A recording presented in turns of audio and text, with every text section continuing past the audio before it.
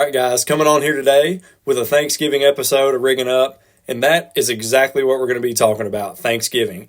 So today we're in Psalm 100, verse 4, and it says, "Enter his gates with thanksgiving, in his courts with praise. Give thanks to him and praise his name." All right, let's break this verse down a little bit. So we got two things we're talking about here. Just to make it simple, we've got thanksgiving and we've got praise. So these are two elements of, the heart posture that we as Christians should have every single day. In the world, we've got so many horrible things going on, but it's so important that when those things are going on, to take a step back and just realize the ways the Lord has blessed you. So just a few examples of that. I know for me, I'm so incredibly fortunate to have a great family and group of friends that surround me every single day, that push me in my faith, but also, love me and just take care of me in ways that I'm so incredibly thankful for. But also, the most important thing as Christians that we should be thankful for and carry with us every day is the fact that Jesus died on the cross for all of our sins to be forgiven and for us to be saved. That is the ultimate sacrifice, and it's the most loving thing that's ever been done in the history of creation.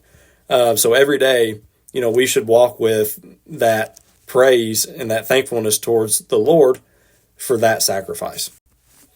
So, in light of all these things that we have to be thankful for, it is so important that you keep them in mind every day, in every situation that you go through.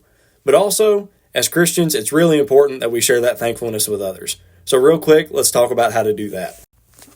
Well, so there's really one main way as Christians that we can do this, and I want to make sure that I hit this nail right on the head, and that is sharing the gospel.